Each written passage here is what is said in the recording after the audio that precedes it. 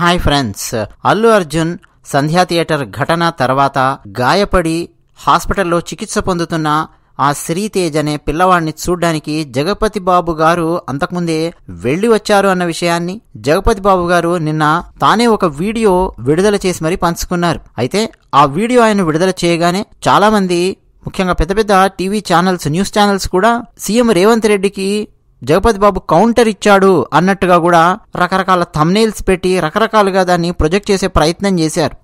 అది చాలా చాలా పెద్ద తప్పు. జగపతి బాబు గారు ఒక మానవత్వం ఉన్న మనిషిలాగా ఆయన వ్యవహరించారు, వెళ్ళారు, చూసొచ్చారు, ఆ విషయాన్ని ఆయన పంచుకున్నారు. కానీ దాన్ని చాలా అటుదిప్పి ఏదో సీఎం రేవంత్ రెడ్డికి కౌంటర్ ఇచ్చాడు జగపతి బాబు అన్నట్టుగా దాన్ని ఆ వివాదంలాగా చేస్తూ అనవసరంగా జగపతి బాబు గారిని ఇరికించే ప్రయత్నం చేస్తున్నారు కొంతమంది. అది చాలా చాలా పెద్ద తప్పు. జగపతి బాబు గారు మాట్లాడిన దాంట్లో ఒకటి రెండు అంశాలు చాలా కీలకంగా ఉన్నాయి. జగపతి బాబు గారు అంతకు ముందే వెళ్లి వచ్చిన విషయాన్ని చెప్పి ఉంటే ఏమయ్యేది, ఇప్పుడు ఏం జరుగుతోంది అన్నది కొంత మనం విశ్లేషించుకోబోతున్నాం ఈ వీడియోలో.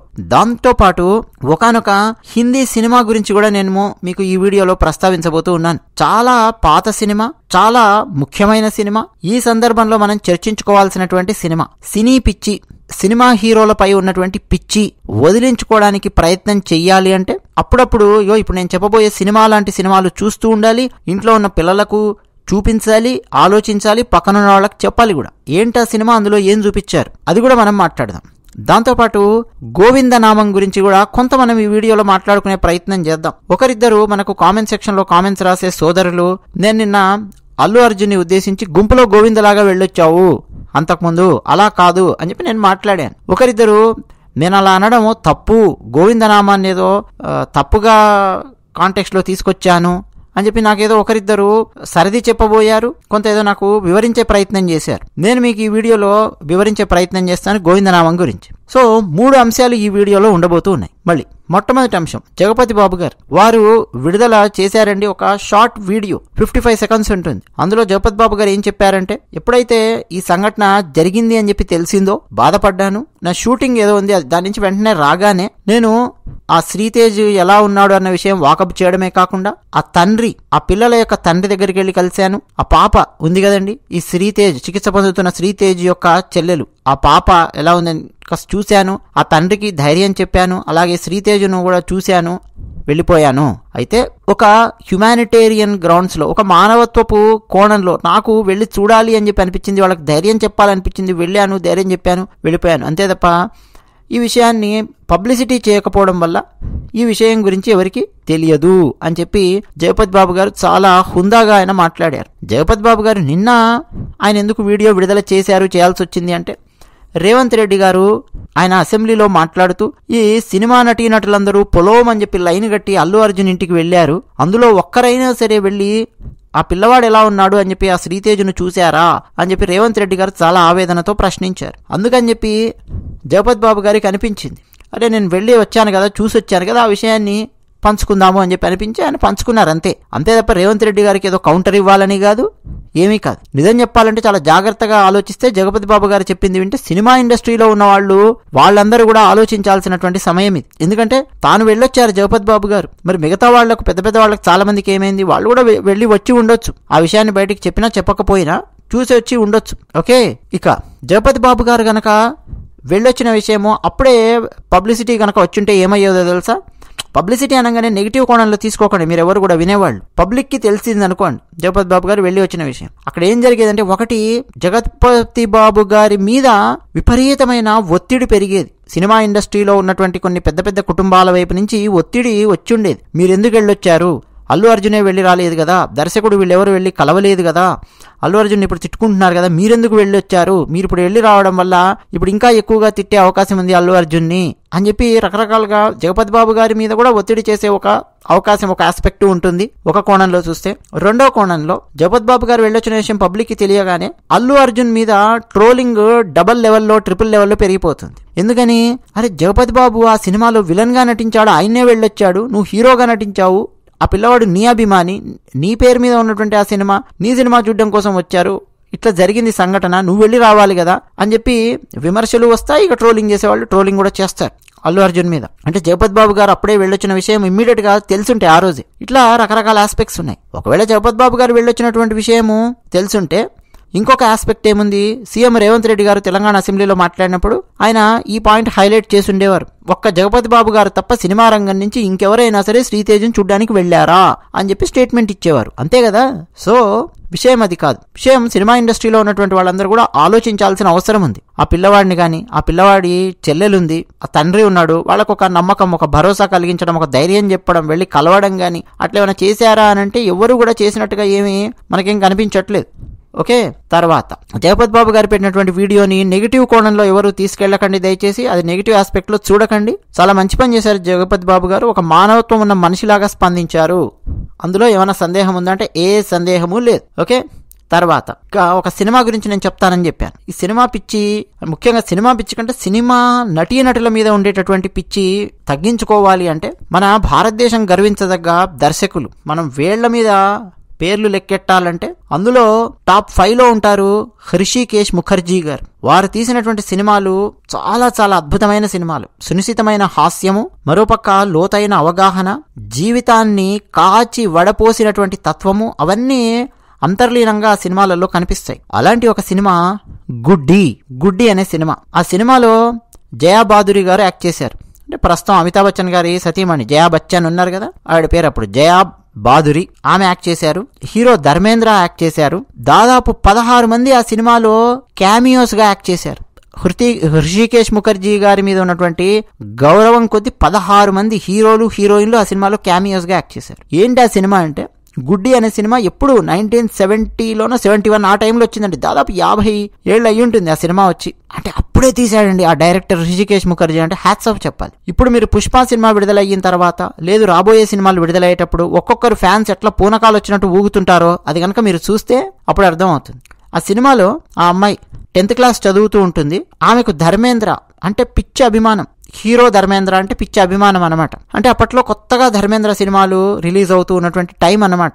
ఫ్రెష్ గా వచ్చాడు ధర్మేంద్ర, ఫుల్ ఇక క్రేజ్ అనమాట ధర్మేంద్ర అంటే. ఈ అమ్మాయికి కూడా బాగా క్రేజ్, చాలా ఇష్టం ధర్మేంద్ర అంటే. బడెగ్గొట్టి కూడా ఆ ఊళ్ళోనో పక్కూళ్ళలోనో షూటింగ్ ఉంది అంటే వెళ్ళి చూసేటంతటి అభిమానము, ఆ పిచ్చి అనమాట. అయితే ఆ అమ్మాయికి ఇంట్లో వాళ్ళు ఒక సంబంధం సెటిల్ చేస్తారు. మంచి చక్కగా చదువుకున్న అబ్బాయి, మంచి సంస్కారవంతుడు, చక్కగా ఉద్యోగం చేస్తున్నాడు బాంబేలో. సంబంధం సెటిల్ చేస్తారు.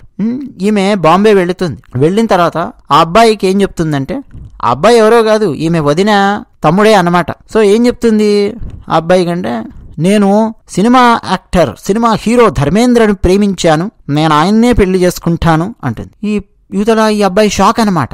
ధర్మేంద్రని ప్రేమించడం ఏంటి, సినిమా యాక్టర్ని ఆయనని పెళ్లి చేసుకోవడం ఏంటి అని చెప్పి తలకాయ పట్టుకుంటాడు. అంటే అభిమానం స్థాయి కాస్త పిచ్చిదాకా ముదిరిందనమాట. నేను ఆయన్నే పెళ్లి చేసుకుంటా అంటే అప్పుడు ఏం చేయాలో అర్థం కాక తన మామయ్యకి చెప్తాడు ఈ అబ్బాయి, మామయ్య ఇట్లా అంటోంది ఈ అమ్మాయి, నేను పెళ్లి చేసుకోవాలనుకుంటుంటే అని చెప్పి చెప్తే, ఆ మామయ్య పాత్ర ఉత్పల్ దత్ గారు వేశారు. చాలా గొప్ప నటుడు ఆయన. ఆ ఉత్పల్ దత్ తనకున్న ఒక కామన్ ఫ్రెండ్ ద్వారా ధర్మేంద్రతో పరిచయం చేసుకుంటాడు. సినిమా షూటింగ్ జరుగుతున్నటువంటి ఏరియాకు వెళ్తాడు. వెళ్ళి ధర్మేంద్రతో కలిసి కూర్చొని చర్చిస్తాడు, మాట్లాడతాడు.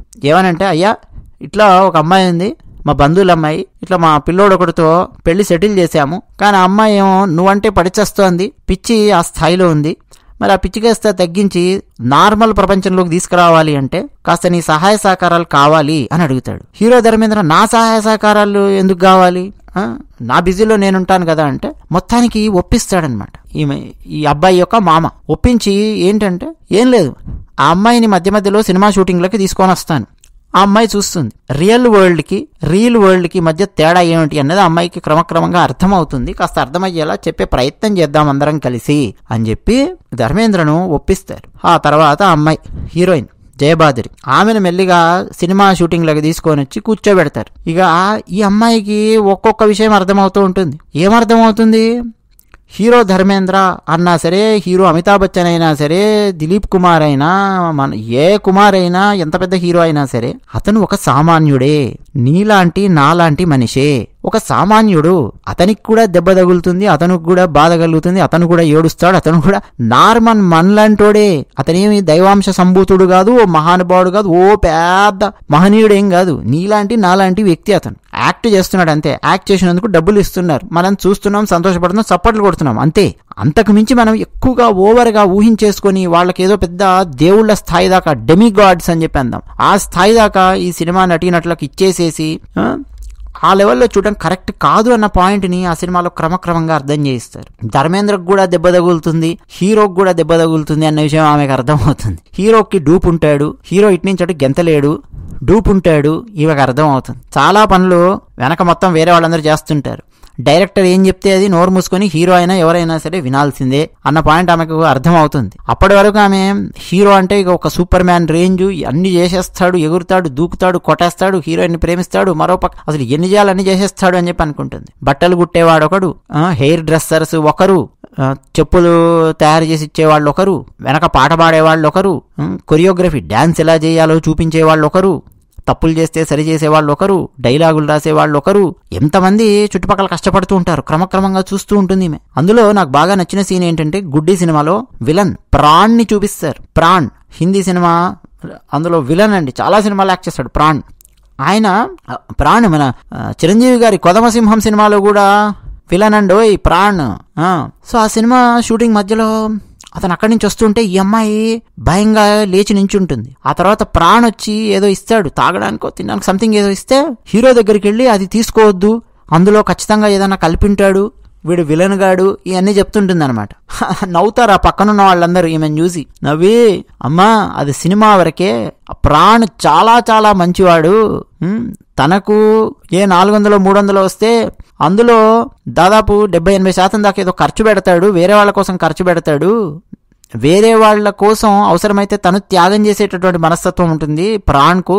అతను ఎంత మంచివాడో అందరికీ తెలుసు. ఇక్కడ సినిమా షూటింగ్లో యాక్ట్ చేస్తున్న వాళ్ళందరికీ కెమెరా పెట్టి డైరెక్టర్ నువ్వు విలన్గా యాక్ట్ చెయ్యి, ఇగో ఇలా చెయ్యి అంటే చేస్తాడు తప్ప నిజ జీవితంలో అతను చాలా గొప్పవాడు అని పక్కన ఉన్న వాళ్ళు చెప్తారు. ఈమె షాక్ అయిపోతుంది. ఇవన్నీ అండి ఒక్కొక్కటి చూసే వరకు ఈమెకు మొత్తం ఉటోపియా అని చెప్పి అంటాం ఇంగ్లీష్లో, అది మొత్తం పక్కకి వెళ్ళిపోయి కళల ప్రపంచము అన్ని పక్కకి వెళ్ళిపోయి రియాలిటీ అనేది ఆమెకు అర్థమవుతుంది. లాస్ట్కు తమ ఇంట్లో వాళ్ళు ఎవరినైతే అబ్బాయిని చూశారో ఆ అబ్బాయిని అమ్మాయి పెళ్లి చేసుకుంటుంది. ఇది గుడ్డి సినిమా, చాలా గొప్పగా తీశారు డైరెక్టర్ గుడ్డి. వీలైతే మీరు కూడా చూడండి. అందులో పాటలు కూడా అండి చాలా చాలా ఫేమస్.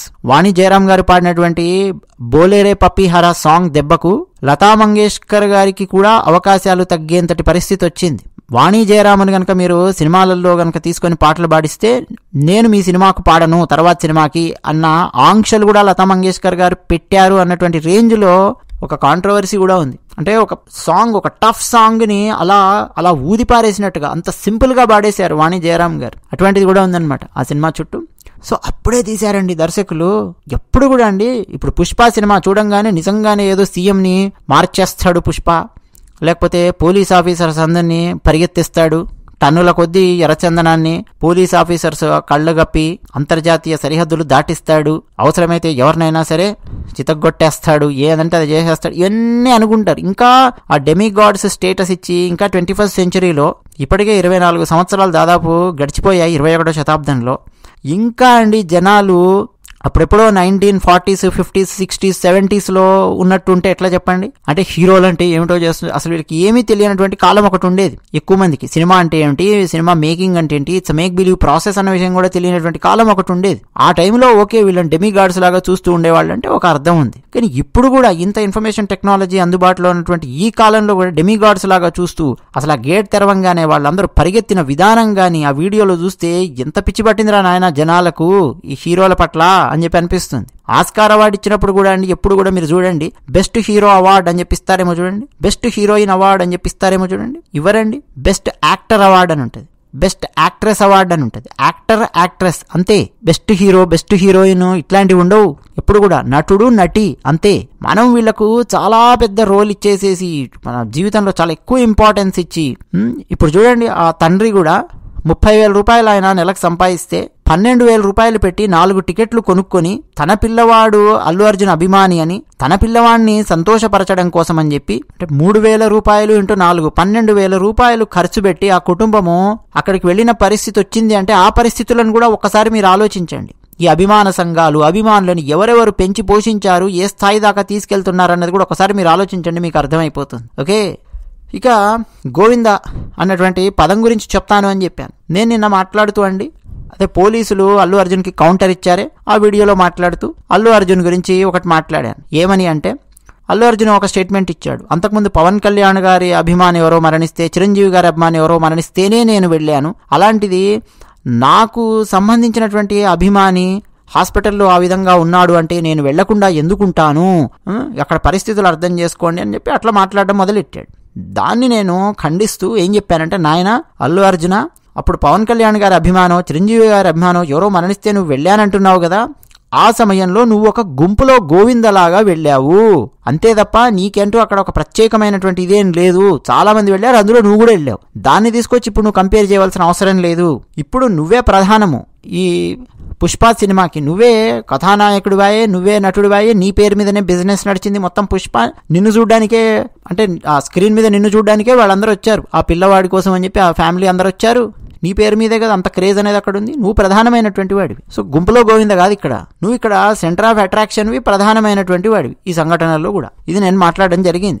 గుంపులో గోవింద అనేటువంటిది ఉపయోగించాను. కామెంట్ సెక్షన్లో మనకు ఒక సోదరుడు రాశాడు, గోవిందనామాన్ని ఈ మధ్య చాలా మంది ఇట్లా తప్పుగా ఉపయోగిస్తున్నారు, మీరు ఇట్లా ఉపయోగించకండి బ్రో అని చెప్పి ఏదో రాశాడు ఒక అబ్బాయి. దాని కింద మరొక అబ్బాయి కూడా కామెంట్ రాశాడు, అవును కరెక్టే, అంటే అల్లు అర్జున్ గురించి టీమిక్స్చర్ ఛానల్ మీరు మాట్లాడిందంతా నేను ఒప్పుకుంటానంతా బాగుంది, కానీ ఈ గుంపులో గోవింద గోవింద అన్న పదం గురించి చాలా మంది తప్పుడుగా ఉపయోగిస్తున్నారు, ఇట్లా నాకు రాశారు కూడా. అయ్యా మహానుభావులారా, ఫస్ట్ మీరు పుస్తకాలు చదవడము నేర్చుకోండి.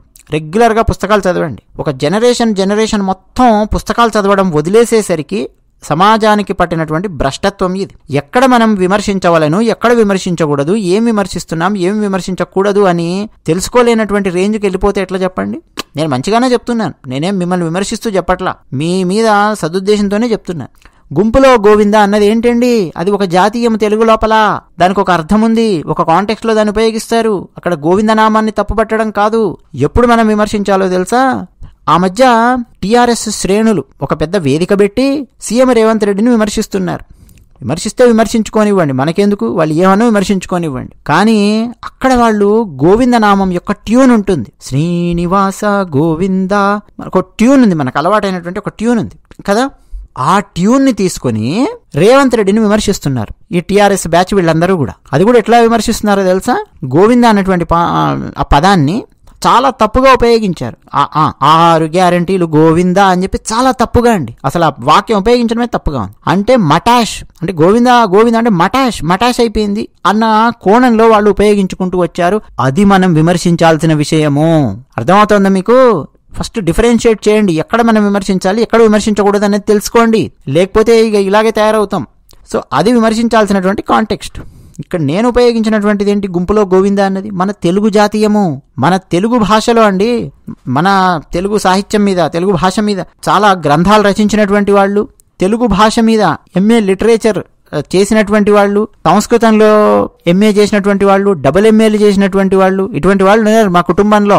ఏదైనా ఒక పదం గాని, ఒక భాష గాని, ఒక వాక్యం గాని ఉపయోగిస్తున్నామంటే దాని వెనక ముందు ఏమీ తెలియకుండా ఎలా పడితే అలా ఉపయోగించడం అంటూ ఉండదు. పైగా వీళ్ళందరూ, ఇప్పుడు నేను చెప్పానే ఎంఏలు చేసిన వాళ్ళు ఉన్నారు వీళ్ళందరని, వాళ్ళందరూ కూడా పక్క కట్టర్ హిందువులు, భారతీయ సనాతన ధర్మాన్ని గురించి చాలా లోతైనటువంటి అవగాహన ఉన్నటువంటి వాళ్ళు. ఎందుకు అది చెప్తున్నానంటారా, గుంపులో గోవింద అన్నటువంటి పదము చాలా పెద్ద పెద్ద ప్రవచనకారులు, మల్లాది చంద్రశేఖర శాస్త్రి గారు లాంటి ప్రవచనకారులు చాలా సందర్భాలలో ఉపయోగించారు. అది మన తెలుగు జాతీయం. అక్కడ గోవిందనామాన్ని అపవిత్రము చేయడము కాదు, గోవిందనామాన్ని విమర్శించడము కాదు. ఏంటి దాని అర్థము, అసలు నువ్వు గోవింద అనే నామాన్ని ఉచ్చరిస్తున్నావంటే దాని యొక్క పవిత్రత ఏమిటి, దాని అర్థం ఏమిటి, దాని నిగూఢార్థం ఏమిటి, అది తెలుసుకునే ప్రయత్నం చెయ్యి. అట్లా గోవిందనామాన్ని ఉచ్చరించే ప్రయత్నం చెయ్యి. అట్లని భక్తిభావాన్ని పెంచుకునే ప్రయత్నం చెయ్యి. అంతే తప్ప 10 మంది గోవింద అంటున్నారు కాబట్టి నువ్వు కూడా గోవింద అని చెప్పి అన్నావు, 100 మంది గోవింద అన్నారు, నువ్వు కూడా గోవింద కొట్టావు, గోవింద అని చెప్పి అన్నావు, నినాదం చేసావు. కానీ అక్కడి దాకా ఆగిపోకు, నువ్వు నీ వ్యక్తిత్వాన్ని పెంచుకో. ఒక గుంపులో ఒక వ్యక్తిలాగా ఉండడం కాదు, నీ వ్యక్తిత్వాన్ని పెంచుకో. గుంపులో గోవింద అని అనడం కాదు. అసలు గోవింద అనే పదం ఏమిటి, గోవింద పదానికి అర్థం ఏమిటి, ఆ నామం ఏమిటి, అది ఎక్కడి దాకా తీసుకెళ్తుంది, గోవింద అనే ఆ నామం ఎందుకు వచ్చింది శ్రీమన్నారాయణునికి, ఎట్లొచ్చింది, ఎప్పుడు వచ్చింది తెలుసుకునే ప్రయత్నం చెయ్యి అని చెప్పేటటువంటిది. దాన్ని కరెక్ట్ గా ఎలా తీసుకొస్తారంటే, ఓ గుంపులో ఒకటిగా ఉండకు, వ్యక్తిత్వంతో జీవించు అని చెప్పేటటువంటి మన తెలుగు జాతీయం అది. అందులో ఎక్కడ తప్పుంది నాయన, ఎక్కడ తప్పు లేదు అందులో. పెద్ద పెద్ద ప్రవచనకారులు ఉపయోగిస్తారు దాన్ని. ఇప్పుడు మా ఇంట్లో కూడా వీళ్ళందరూ ఉన్నారు. ఎందుకు చెప్పాను అనుకున్నారు, ఎంఏ లిటరేచర్లు చేసిన వాళ్ళు వీళ్ళందరూ అని చెప్పి. వాళ్ళందరి శుశ్రూషలో పెరిగినటువంటి వాడిని నేను. తప్పు బోధించే ప్రసక్తే లేదు వాళ్ళెవరూ కూడా. పైగా గోవిందనామం గురించే ధనుర్మాసంలో పోయిన సంవత్సరం మాట్లాడాను, అంతకుముందు మాట్లాడాను, ఇప్పుడు ఈ సంవత్సరం కూడా ఇతిహాసం అని మాకు ఇంకో ఛానల్ ఉంది, మీకు తెలిసే ఉంటుంది. ఆ ఇతిహాసం ఛానల్లో ధనుర్మాసం ప్రతిరోజు ఒక పాశురం గురించి లోతైన అర్థము, వివరణ, విశ్లేషణ ఇచ్చే ప్రయత్నం చేస్తున్నాను నేను. అది కూడా పెద్దలు, గురువులు అందించినటువంటి జ్ఞానంతో. అందులో 27వ పాశురము కూడారై వెల్లుం షీర్ గోవింద, 28వ పాశురంలో ఒండ్రుమిల్లాద గోవింద, 29వ పాశురంలో అన్రుక్కాణ్ గోవింద. 3 రోజులు గోవింద గోవింద గోవింద అని చెప్పి వస్తుంది. ఎందుకు 3 సార్లు గోవింద వచ్చింది? ఏ గోవిందకు ఏమి అర్థము? గోవింద అనే పదం శ్రీమన్నారాయణునికి ఎప్పుడు వచ్చింది? వరాహస్వామి వారికి ఎప్పుడు వచ్చింది? ఎందుకు వచ్చింది? భాగవతంలో ఎందుకున్నది? ఎక్కడున్నది? గోవింద పట్టాభిషేకం అంటే ఏమిటి? ఇవన్నీ అండి వివరంగా వివరించడం జరిగింది చాలా లోతుగా ఇతిహాసం ఛానల్లో. ఇప్పుడు కూడా వస్తాయి మీకు. ఈ సంవత్సరం డేట్లతో సహా చెప్పాలంటే గోవిందనామానికి సంబంధించి జనవరి 11, 12, 13 లేదా 12, 13, 14 ఆ తేదీలలో మీకు వీడియోలు వస్తాయి. గోవిందనామానికి సంబంధించే ఇతిహాసం ఛానల్లో ప్రతిరోజు ధనుర్మాసం వీడియోలు వస్తున్నాయి. గోవిందనామం యొక్క పవిత్రత ఏమిటో తెలుసుకోకుండా, గోవిందనామం యొక్క అర్థం ఏమిటో తెలుసుకోకుండా, గోవిందనామాన్ని ఎలా ఉపయోగించాలో తెలుసుకోకుండా ఎలా మాట్లాడతామనుకుంటారండి మీరు? గుడ్డొచ్చి పిల్లని ఎక్కిరిచ్చినట్టుగా ఉంటుందండి కొన్ని కామెంట్స్ చూస్తూ ఉంటే. మీరు అవగాహన తెచ్చుకోండి, చక్కగా పుస్తకాలు చదవండి, గ్రంథాధ్యయనం చేయండి, భాషకు సంబంధించినటువంటి అవగాహన పెంచుకోండి. తెలుగు సామెతలేమున్నాయి, జాతీయాలేమున్నాయి, అలవోకగా మనం మాట్లాడగలగాలి, అలవోకగా మనకు వాటి అర్థాలు స్ఫురించాలి. ఏ కాంటెక్స్ట్ లో మనం మాట్లాడుతున్నాం, అక్కడ భావం ఏం ధ్వనిస్తుంది, ఆ భావంతో సహా ఆ జాతీయం అనేది కరెక్ట్ గా కనెక్ట్ అయ్యి మనకు అర్థము, భావము స్ఫురించాలి. అంతే తప్ప అక్కడ దాన్ని పట్టుకొని లాగే ప్రయత్నం చేయడము తెలిసి తెలియనటువంటి దాంతో అది మాత్రం చాలా తప్పు. వాడెవడో టీఆర్ఎస్ వాడు, టీఆర్ఎస్ బ్యాచ్లు వాళ్ళు కూర్చొని గోవిందనామాన్ని చులకనగా చూస్తూ పాటలు గట్టి పాడుతూ ఉంటే, లేదు కొన్ని టీవీ ఛానల్స్ లో కూడా గమనిస్తూ ఉన్నాం, గోవిందనామంతో ఉన్నటువంటి ట్యూన్ ని వేరే ఇంకెవరినో పొగుడుతూ చాలా అసహ్యకరంగా ఉపయోగిస్తున్నటువంటి సందర్భాలు, సంఘటనలు ఉన్నాయి. వాటిని మనం విమర్శించాలి. అంతే తప్ప మీకెక్కడ గోవింద అనే నామం కనిపించినా కానీ వెంటనే ఉలిక్కి పెడుతూ ఇక్కడ మీరు వాడొద్దు గోవిందనామము అంటే అది అర్థవంతంగా ఉండదు. మనకి ఎన్నెన్నో జాతీయాలున్నాయి, సామెతలున్నాయి, మన భగవంతుడి నామంతోనే కలిసినటువంటి ఎన్నో జాతీయాలున్నాయి. వాటిని మనం దర్జాగా ఉపయోగించుకుంటాం. అక్కడ మనమేమి ఏ నామస్మరణను గాని మనమేం కించపరచడం లేదు. ఇట్లా నేను ప్రతిదానికి వివరణలు ఇవ్వాలంటే ఎంత కష్టమవుతుందో ఆలోచించండి. సో గుంపులో గోవింద అంటే అర్థం ఏమిటండి? అందరూ గోవింద అని చెప్పి అన్నారు కాబట్టి నువ్వు కూడా గోవింద అని చెప్పి ఒకటి ఏదో అన్నాను అయిపోయిందిలే వంతుకు గంతే అన్నట్టు అంటే అది కుదరదు. అది అట్లా కాదు. నీ వ్యక్తిత్వాన్ని నిలుపుకోవాలి, నీ ఇండివిజువాలిటీని నిలుపుకోవాలి. అందరూ ఒక పని చేశారు కాబట్టి నేను కూడా ఆ పని చేసేసాను అన్నట్టు కాదు అని చెప్పేటటువంటి అంతరార్థం అన్నమాట అక్కడ. అట్లా చాలా ఉన్నాయి. మన భగవంతుడి నామాన్ని ఉపయోగించుకునేటటువంటి జాతీయాలు చాలా ఉన్నాయి. అవి మన భాషను పరిపుష్టం చేశాయి తప్ప భగవంతుడి నామాన్ని కానీ ఎక్కడ కూడా కించపరచలేదు. అటువంటివి చాలా ఉన్నాయి. ఆ తర్వాత కొంత పైత్యంతో మన పత్రికలలో కొంతమంది జర్నలిస్టులు వాళ్ళందరూ కూడా భగవంతుని కోసం ఉపయోగించేటటువంటి పదార్థాలను, నామాలను భ్రష్టు పట్టించేశారు. శటగోపం అనే పదం ఉంది, దాని ఇష్టం వచ్చినట్టు భ్రష్టు పట్టించారు మీడియాలో. అటువంటి వాటి మీద విమర్శ ఎక్కువ పెట్టాలి. నేను వివరిస్తుంటే ఇక నాలాంటి వాడి మీద కూడా మీరు ఇక విమర్శ, అర్థం పర్థం లేని విమర్శ ఎక్కువ పెడితే ఇక ఏం జరుగుతుందండి చెప్పండి? భాష మీద అవగాహన లేకుండా మాట్లాడడం లేదు ఎప్పుడు కూడా ఛానల్ లోపల. ఆ మధ్య ఒక ఆయన చెప్తున్నాడు పూజారి అంటే పూజా ప్లస్ అరి, పూజారి అవుతుంది. అరి అంటే శత్రువు, పూజకు శత్రువు, పూజారి అనొద్దు, అర్చకుడు అని మాత్రమే అనాలి. ఇంకేదో ఇంటర్ప్రిటేషన్ ఇస్తున్నాడు ఒక ఆయన. నాకైతే నవ్వాల ఏడవాల కూడా అర్థం కాలేదు. ఎందుకంటే కర్మగాలి మేము సంస్కృతం చదువుకున్నాం, తెలుగు భాష చదువుకున్నాం కాబట్టి అటువంటివి వింటూ ఉంటే మాకు చాలా ఎబ్బెట్టుగా అనిపిస్తుంది. అంటే 2 బేసిక్స్ అనమాట. 2 బేసిక్స్ కూడా తెలియకుండా మాట్లాడేటువంటి వాళ్ళు ఉన్నారు. అటువంటివి కనిపించినప్పుడు విమర్శించండి. అర్థం పర్థం లేని విమర్శలు మాత్రం దయచేసి చేయకండి.